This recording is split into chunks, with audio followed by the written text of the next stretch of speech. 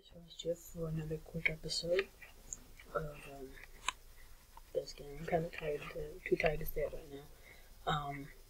But just something to quickly say before we get into the video. This part is covered up on purpose up here because I don't want anyone to see my account ID. I was already into a minute of recording, and then I realized that people could try to do something if they see my account ID, so I'm like, you know what, I'm going to start over, and this time I'm going to hide the ID, so that's what I did. But up here, you get to choose your language. Like a lot of games, you get to do that. You can choose your server, but unfortunately, you have to have an account on that server in order to play from that. Sign out, blah blah blah blah blah. There's human down here. This tells you about everything. This is the main screen of the game, by the way, if you guys didn't know. But right here tells you everything about the humans, all the ships that they have in their fleet. This is the ship you start out with. It's the Viper Mark II. It's a strike class. The strike class goes all the way down to the Raven. The Viper Mark II. I've got all of these ships. I've got all the strikes except for the FR, the Rhino FR, and the Raven. The FR is basically just a different branch of the Rhino. It's basically a battle class.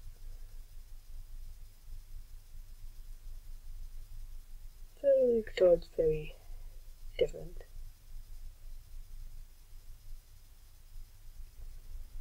But you start out with this. It goes at 55 meters, I suppose. Even though it's strike class, it's an intercept. Its role is interceptor, and pretty cool. More of the fastest ships you can get. This is the fastest. I'll get into this one later. The Mark III, some people say don't get it, but if you want to get it, go right on ahead. But it can go so fast with just level 1 engines.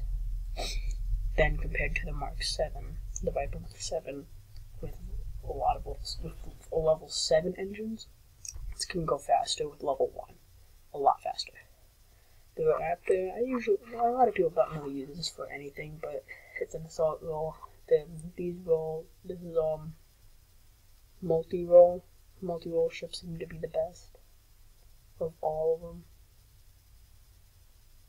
And this is just an assault role.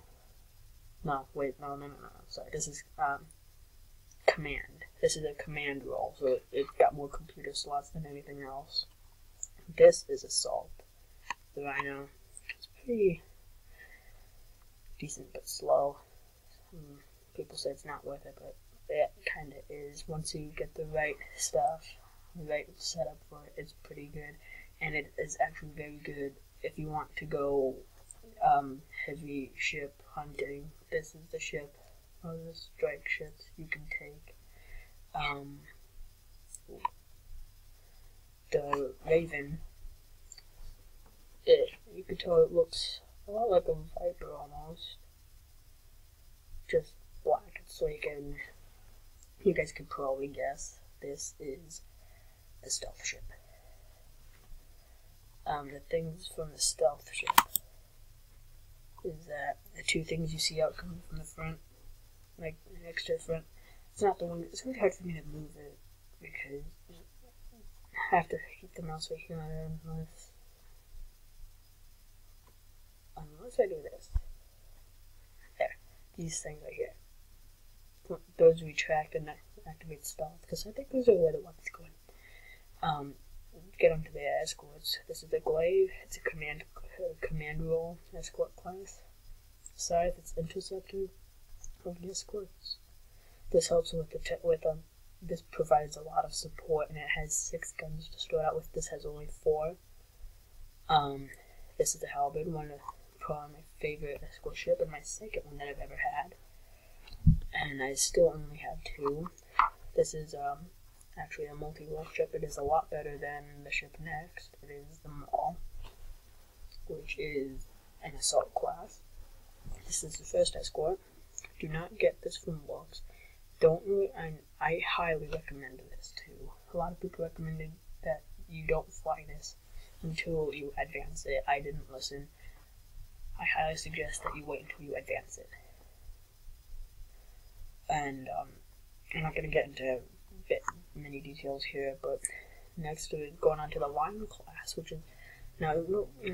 Before I start on with the lines, these all the strikes, they're basically the fighters. This is the fighter of the whole fleet. Everything else is basically just the fighter. I feel like to think of this as the mining thing. A lot of people only use this for mining, but people probably use this for battle. I don't really know what people use this for, but all I know is that I know this is Marauder. It's very dangerous. Marauder, I'll get on to the next video with the Cylon faction. But anyway, the escorts, they're basically the destroyers of the Colonial Navy. There's only 4 of them. The only class that has the most amount of ships is the strikes on both sides. But these are all the fighters. The escort class is basically the destroyers of the fleet. I like to think of the line class as the battleship of the fleet, or the cruisers or battleship of the fleet. The Veneer line class role is I'm getting off topic here. The role of this ship is support command. And command usually provides a lot of support. A lot of people only use this ship for mining. I don't judge them. The next ship is the Jotun, one of the most expensive ships for 2 million Tylium. This is the assault role, and it's very heavily armored, and it actually has a nickname called the Baby Battlestar. You'll get to the Battlestars. You saw it in the last video. That's pretty cool. Then now we're going on to the ship which is going to be the start of the branch series that I'm going to put on here, the Quest for Gungnir. This is a multi-role ship. I think my most favorite ships in this whole game would probably be the multi-role ships. Probably because multi-role, to get into a good explanation about these, the reason why they're my favorite, and the reason why everybody seems to love these kind of ships, is that for the fact that they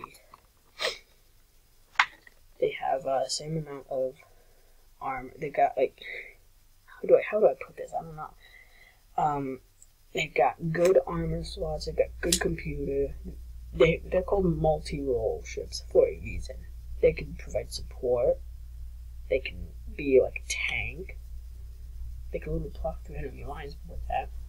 They've got the engines. But for me, most importantly, would be the firepower. This thing can hold 8 guns. The most amount of guns you can ever have.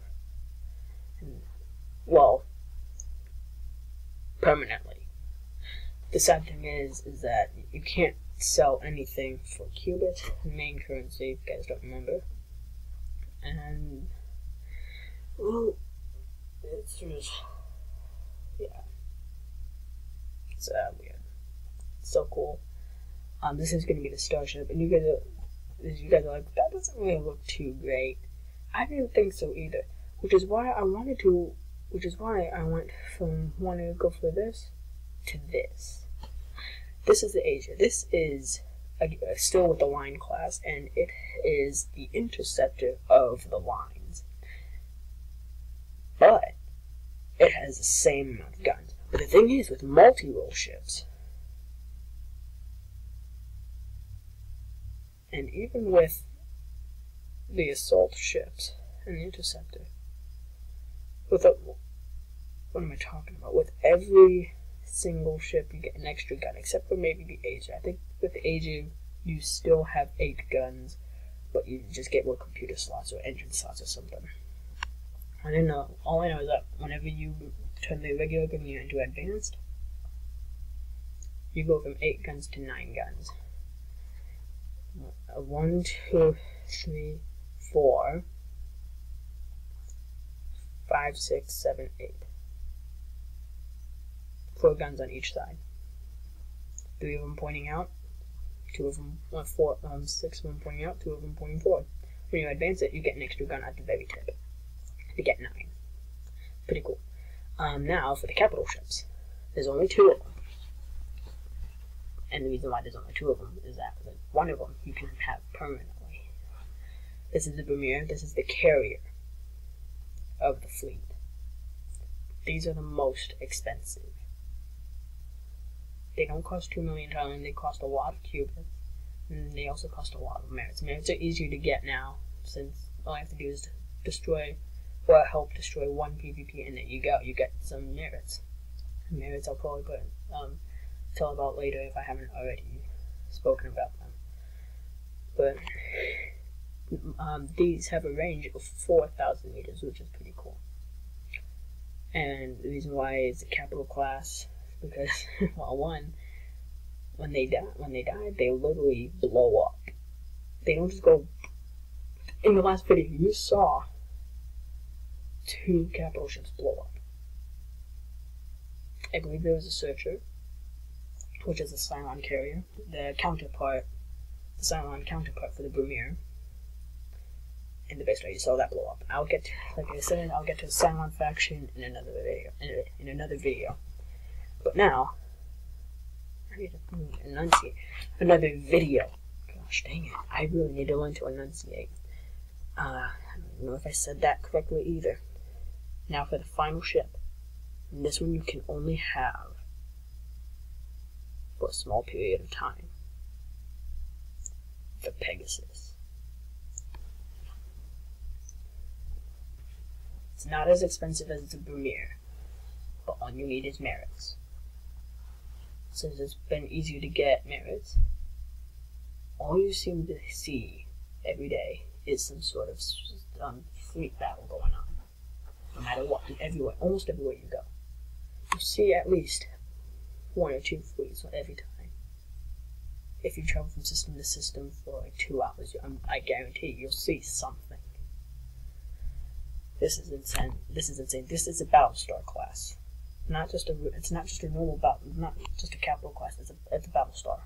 This is a Battlestar. This is a baby Battlestar because it's got so much armor. This is the toughest ship you can ever. So yeah, I don't know if anything was cut out there, but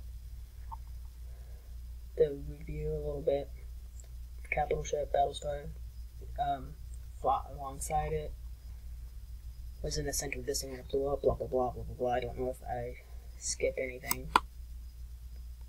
So anyway, if you guys want to check this out, I recommend it. The website is battlestar-galactica.bigpoint.com is where you can find it. I hope you guys enjoyed, and for those who are new to my channel, I am Frost. And I will see you guys in another episode. See you on the field. That has got to be one of the worst outros I have ever done.